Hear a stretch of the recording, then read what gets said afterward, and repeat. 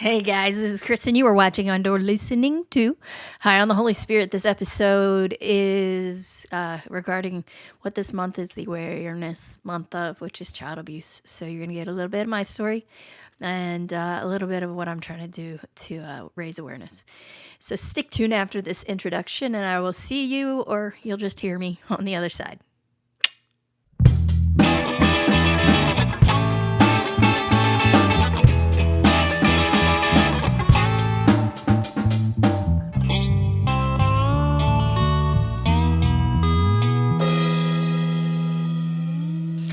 So I'll be open, vulnerable, and honest. That just to start out, this is the first episode I've ever done where I've been kind of nervous. Um, uh, for all those who know me, that are my listeners, hi, thank you for your constant listening and your just fan base for me. Always poking me when it's been over a month since my last podcast. It's just a lent of sickness, and I didn't think you guys would want to listen to me coughing a lot. Anyways, just get straight to the point for the people who do not know who I am and don't want to listen to my life catch-up story. One more thing to people who do follow me, probably seen me posting a lot about like Tim Tebow Foundation and just other stuff regarding child abuse awareness. If you know me also, you know that I am writing a book. If you do not know me, I am writing a book, and it's called Joyous Hell, A Life of Finding Joy in Suffering. Most of the content has been written in. I'm in my editing phase. I've read through the whole book already, and I've marked down different edits, where to take content out, where things need to be explained a little more, where grammar's wrong. And once that's all done, which I'm thinking in the next 2 weeks, it's going to be passed along to a legitimate editor and then 2 other people to look it over. Another cool thing though is that I'm going to have an edition in Spanish. I've got some friends who have volunteered to do the entire book and translate the entire book into Spanish. So that's pretty awesome. All right, to the point of this. What part of my suffering, gosh, yeah. It's gonna be in a book, So yeah, people go, oh, you don't have to say, if you don't feel comfortable. And I'm like, yeah, I could tell you now, or you could read it later. When I was little, this was not in my family, so just so you forewarning, it was no member of my family that this happened with. I was in age 3 and 4. This is like 88, 89. I was in an in-home daycare, and something happened to me there by one of the other kids. And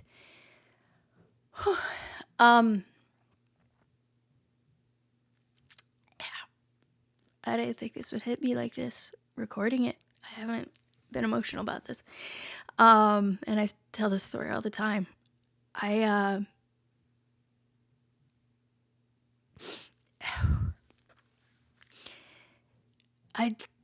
don't even know where to go. Oh.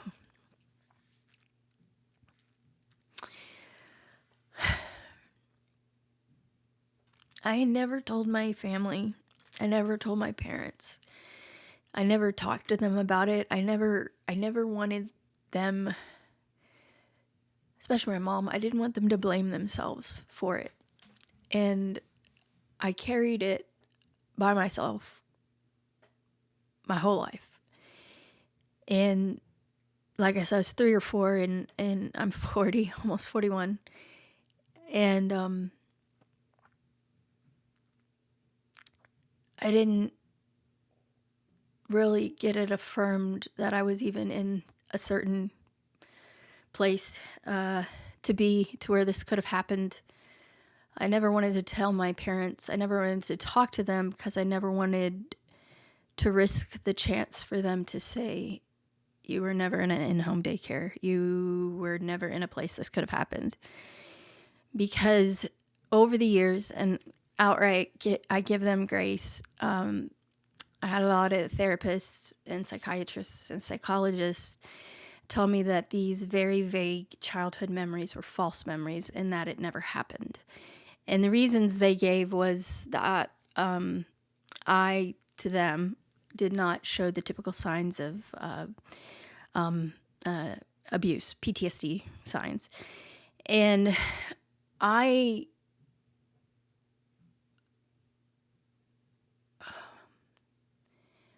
give them grace because I didn't give them all my memories. So I gave them some, but then there were other ones that I guarded close to my chest because I was ashamed of them, even though the other stuff was when I was like 4 and 5.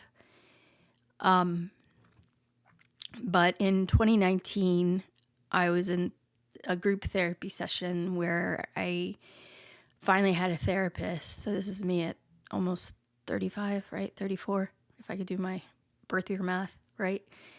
I, for the first time, had a therapist say something must have happened. And I, at that time, due to my mental health and due to, I also blame the devil, I was having a really bad time in a relationship with my mom and my sister and my family. And I remember coming out of, I did not expect to cry this whole episode. I came out of said therapy session with the group when somebody for the first time in my whole life said something happened. And I cried my eyes out. I was finally affirmed that something happened and that it came from someone external, because I had a therapist at that time who would say to me, why do you need external like validation basically for something you internally know that is completely true? And I just say, when that therapist said something must have happened to whatever I said, it was this moment of just, I'm not crazy. Something did happen. And then it gave me permission, I say to people, to look at my memories outside of those false, very vague memories. Being very young and having highly inappropriate dreams for at that age, very sexual dreams. And we're talking like 5, 6, and then just other things. And then this, I told my mom in August 2024. So there's a lot of this stuff that is brand new. And there's a lot of this stuff that even family and very, very, very, very close friends, very close sister friends, they never knew. And it was at that time of, it was at that time of being in that group therapy. I was in it for 2 months, December of 2019 into January of 2020. I realized that it wasn't just inappropriate touching. I realized as I was thinking back on the memories that I was having pictures taken of me, and which is also known as child pornography, which is also known as sex trafficking. And when I realized that, I had already had my life, thought about the former of just abuse or molestation or whatever, and the latter, I almost puked. It was like, it was so grotesque to me. And so there you have it. There you have part of my story that really you're not going to get to in the book until towards the end, until towards the timeline of 2019, because it wasn't something that I knew to address by name throughout my entire life until then, because all it was a false memory until 2019. And in fact, in 2017, I was in a psych unit, and I was telling the doctor that I thought I might have been. And his way of diagnosing it was like taking his arm and literally slapping, can you see my arm? Slapping the chair behind him. And when I didn't jump, he said, "Yeah, I don't think anything happened." Yeah. However, in the summer of 2020, once the stuff was kind of hit more deeply to myself, I I I went into this treatment facility, and that's a whole big story. I actually went in there, as far as, I've talked about bipolar disorder. I was golden with that. My meds were good. I just been in and out of facilities since October of 2019, and this was going to be over the summer. My insurance was going to pay for it, and I was like, I'm just going to go into this place because I don't have to pay for it, and I'm basically golden, and I just want to make sure I'm golden. So I went in there, and I just happened to get assigned a trauma therapist. And within 12 days, she said she diagnosed me with PTSD. So the entire summer, being in there, that's what we worked on. That's what we focused on. I didn't have to change any of my medications or anything. But for the first time in my life, that was addressed. And we did a family session with my parents, and they kind of were like, "Why has this never been picked up on?" And because I've been in the hospital a lot, and my therapist said, it's probably not been picked up on because she has bipolar disorder. So every time she's hospitalized, they're not even trying to look for anything else. So yeah, it's the big thing is I don't blame my parents, and they didn't know. But to step back from that, it's child abuse awareness. So trying to make people aware now that things like that didn't just happen to me back then. And if you've seen Tim Tebow Foundation, he's doing a lot of work locally in the United States about what's going on here. And I know a couple different stories, similar things where if you send your child to an in-home daycare, even if you know the person there, and you get good reviews of that specific person who's going to be, sorry, I'm like looking all over the place, specific person who is going to be taking care of your child, great. Just know that you don't know the other children. You don't know the other children's parents. And what came to me through prayer, because I'm a very prayerful person, I've got this dude right here over my ear, Jesus. Just through a lot of prayer, I like the camera for what happened to me, taking the pictures, just through prayer and discernment, and just a lot of it was it wasn't like the kid taking it for kicks. He was given that camera by his father, and I was very beautiful, platinum blonde curls, big blue eyes, and beautiful smile, and anyways, back to the in-home daycare thing. Yeah, it's something to check out, because I heard a story, because I give my testimony, I tell people this. I heard a story of this girl. Her mother took her to an in-home daycare, and I don't know if she got reviews of the place or whatnot, and she probably looked into it, and I don't think she just threw her daughter into this house. But what she wasn't aware of was there was this guy living in a house back on the property, and she found out later. I don't want to go into details because I don't want it to be, I try to be very vague and very respectful of people's confidential information. But the bottom line was this guy took advantage of her daughter when her daughter was there, and so this happens, and yeah, I am Catholic, and all the scandals at church. Yeah, there's things that happen at the churches that gets swept under the rug, 100%. As Catholics, we're well aware of our church things. It's a lot that has happened in other churches, and it doesn't mean, just to speak on that, it doesn't mean that the church is evil. It means that not God, the devil is infiltrating the church. The devil wants to destroy it.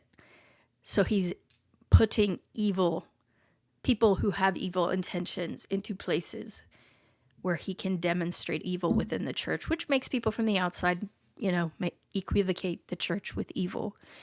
Because I don't want to get on here and just bash Christian churches, but it is a lot looked at, as being hypocritical, because we sin and we say we shouldn't be sinners and we should, be doing good and everything.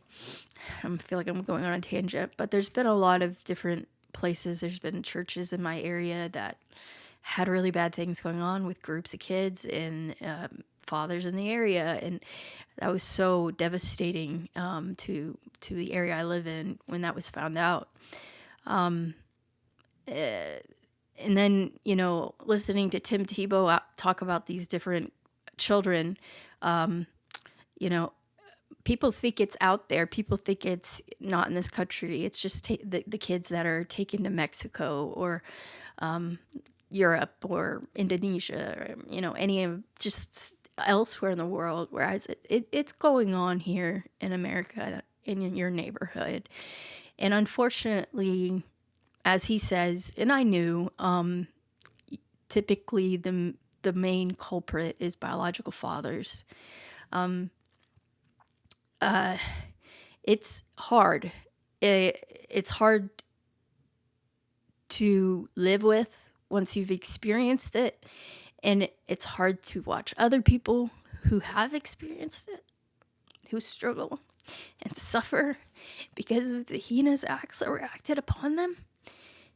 It's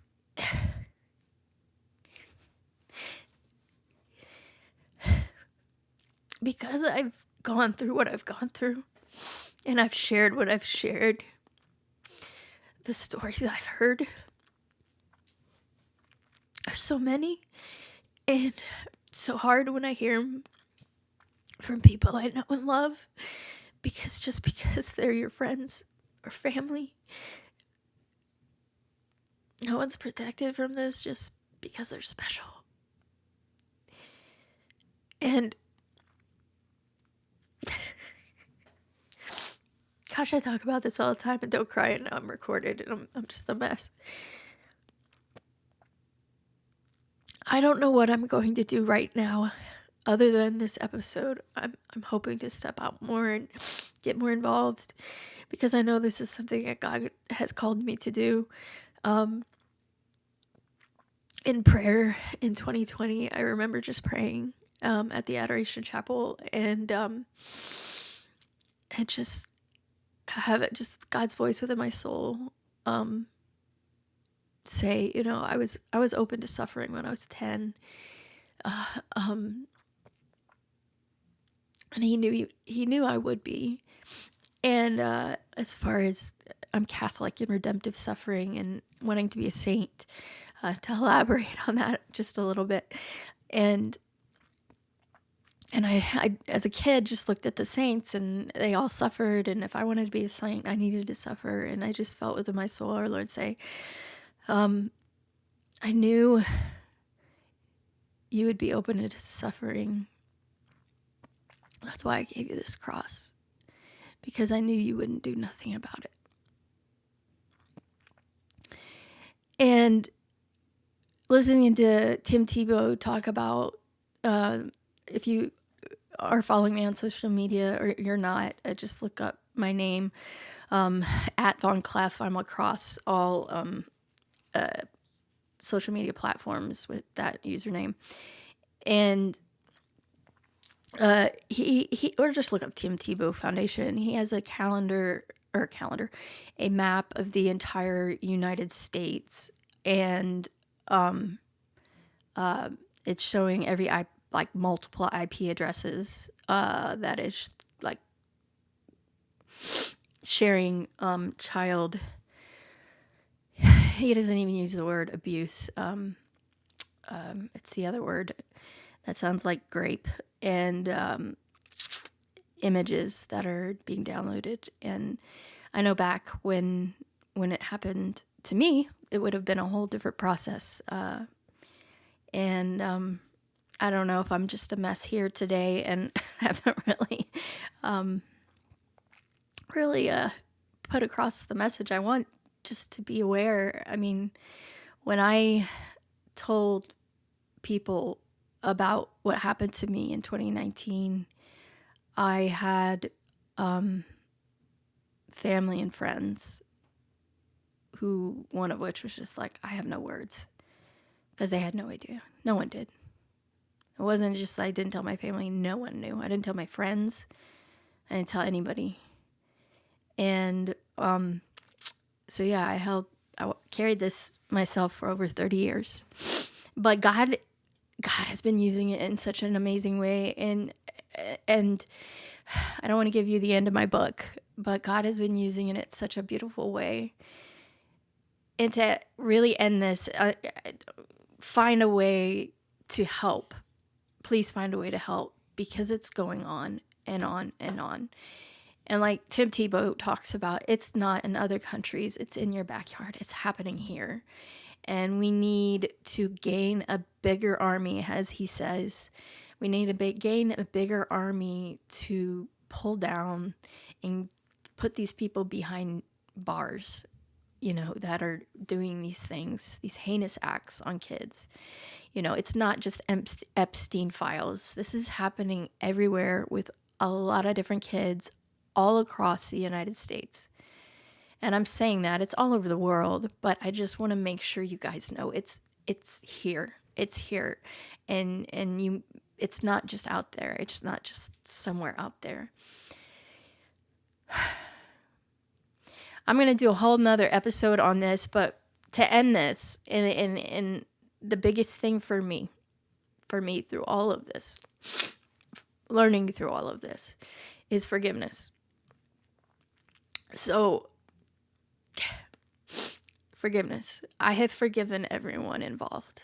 I was also, the fruit on the vine grape when I was 21, and I have forgiven it. I've forgiven the boys, our boy, or whoever was involved. As far as the child, pictures, I went all the way down the line of the camera, whoever developed that film, printed it, distributed it, the consumers. I forgave them all, and I love them, and I prayed for them, because they've got, oh gosh, for whatever reason that they feel like they have to do that, there's something so hurting within their soul. Because I had an interview last year with a gentleman, Dan Ungst of Road to Purity. And when I shared that with him, he said people don't look at corn just to look at corn. It's because they have something deeply going on inside of them. And it was shortly thereafter that I just realized I had not forgiven the consumers. And my heart actually broke with pity for them instead of disgust. So I forgave them. And that is how God is using me. He is taking my story of being ripped up and just like messed up my whole life as I looked at it. Because just after these things, these validations, I just looked through my life and I was like, my life makes sense now. Just because of different things I did and said and acted like, and all the things above. And there's more in the book. But the punchline of all of it is forgiveness. I met with an exorcist, and I told him, no, that's for another thing. But his biggest thing was forgiveness. His biggest thing was forgiveness. It's the middle of the Our Father, and Jesus says, forgive us our trespasses as we forgive those who have trespassed against us. It is Jesus from the cross. The devil doesn't want forgiveness. But Jesus from the cross asked the Father to forgive them, for they did not know what they were doing, and he loved them. So for you to get to a point where you can forgive the people like I did, who put me in therapy, who just did what they did, had me suffer for years and years and years and years, and forgive them and love them. If you can do that to those who have wounded you, you are becoming like Christ from the cross. Okay, well, I think this is one take because I'm not going to do that again. God bless you guys. Wow, I did not think this episode would be like this, but it was. So, I got it out. But like I say it to a lot of people now when I start going into describing this in my life, and it is not something people usually talk about. So they're like, "Oh, you really don't need, if you don't feel comfortable, you don't need to say anything." And I'm like, you could literally, like I said earlier, I was like, you can either hear it now or read it in a book. The book I'm hoping to have released in October of this year, 2026. Yeah, I am a secular Franciscan. My about me being a Franciscan is kind of, I don't know if it's just coming up as search results, but that's the first episode I ever did, and it doesn't have like tons of views, but it's like my only episode that is old, that is getting regular amount of reviews, and I'm getting a couple subscribers because of that. So that's another reason I'm doing this podcast, is so that there's new content for my new subscribers and for my old guys who've been watching very religiously. Very much my big fans out there. All right. So as always, always, Jesus, where is he? Jesus. It flips my screen. Jesus loves you, and I do too. Thank you for listening. Please like, subscribe, hit the bell button, share, do all the things. Give me 5 stars on Spotify or whatever the podcast platform you listen to. Come see me on my website, KristenVonClef.com. You're going to see a little bit about me. You're going to see my podcast. You're going to get information on my book. And if you want to join the wait list, you could do so there. All right. Like I said, Jesus loves you. I do too. God bless you.